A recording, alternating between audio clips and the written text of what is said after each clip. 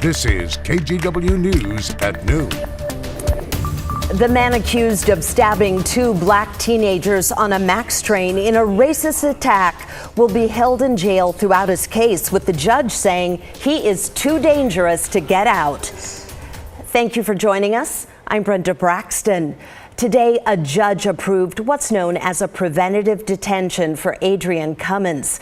The judge watched surveillance video that showed Camas attacking two 17-year-old boys.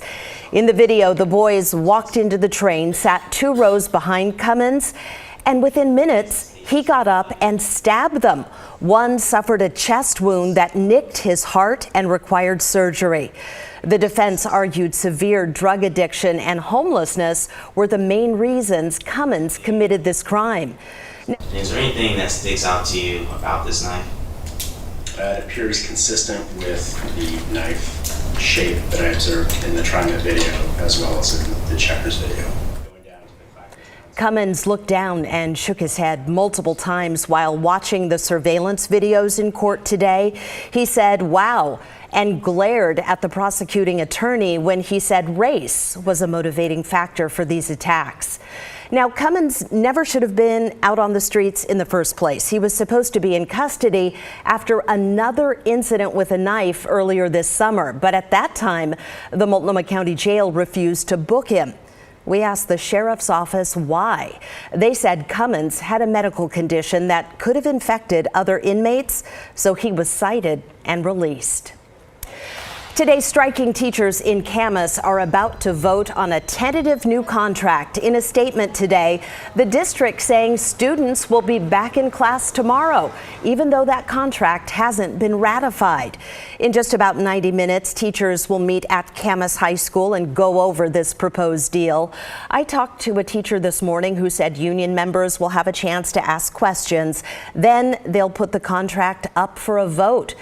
The breakthrough with the district came last night and covers 450 educators.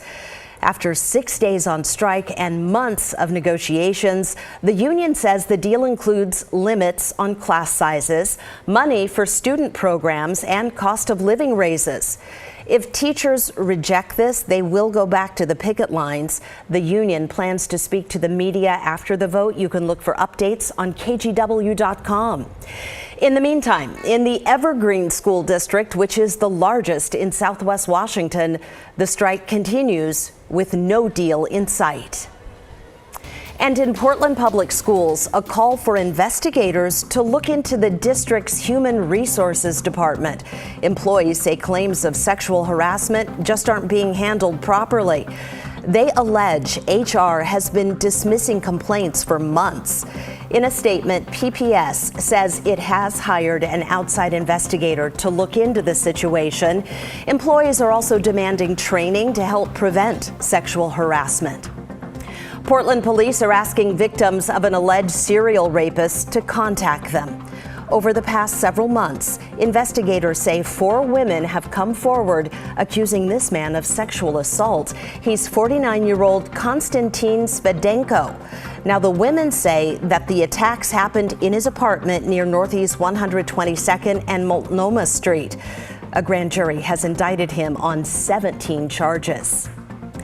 An Oregon man who was once on death row is now out of prison after fighting his murder conviction for 25 years. Jesse Johnson was convicted in the late 90s of killing a woman. He's always maintained his innocence. And 2 years ago, the Oregon Court of Appeals overturned his conviction and ordered a retrial, saying a key witness was never allowed to testify the first time around. Well, this week, prosecutors said there wasn't enough evidence or witnesses who were still alive to hold that new trial. That led the judge to order Johnson's immediate release.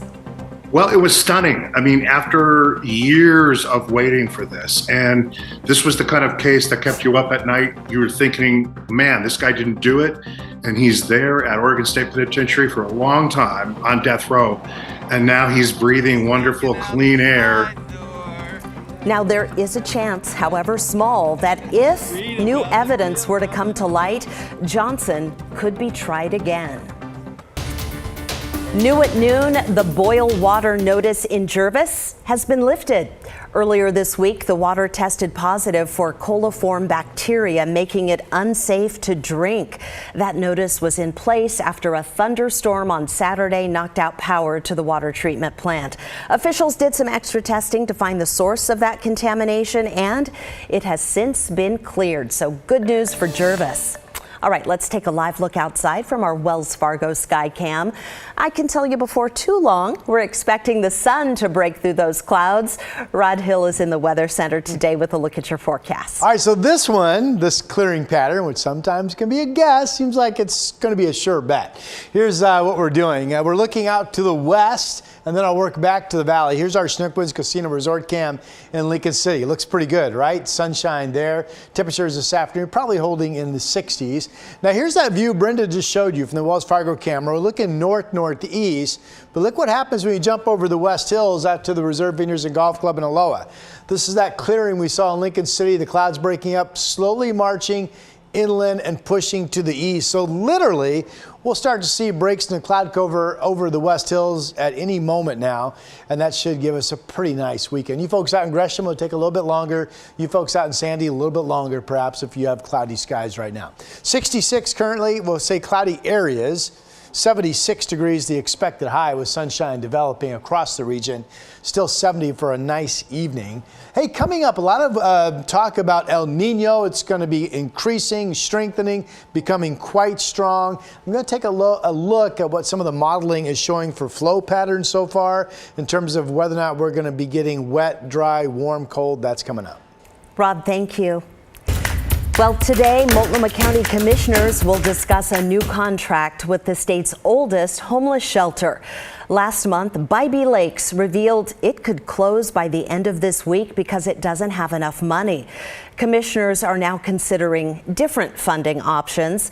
The shelter says it'll need at least $1.5 million to make it to the end of the year. The office of Oregon Governor Tina Kotek is responding to Portland's ban on drugs. Yesterday, the Portland City Council unanimously passed a ban on public drug use. It adds drugs to an already existing ban on drinking alcohol in public. But here's the thing. Before this actually takes effect, Oregon law will have to change. A state statute prevents local government from adopting or enforcing regulations on controlled substances. Governor Kotek agrees that public consumption of controlled substances is a problem. She says she plans to work with lawmakers to fix this issue, and she expects a bill on her desk in next year's session. Well, Portland, everybody knows, loves its bikes, but these protesters say the city is at a crossroads when it comes to safety. Coming up, what they're asking City Hall to do to save lives. And a heads up, football is preempting all of KGW's afternoon newscasts. NFL coverage begins at 4 o'clock. Kickoff is at 5:15.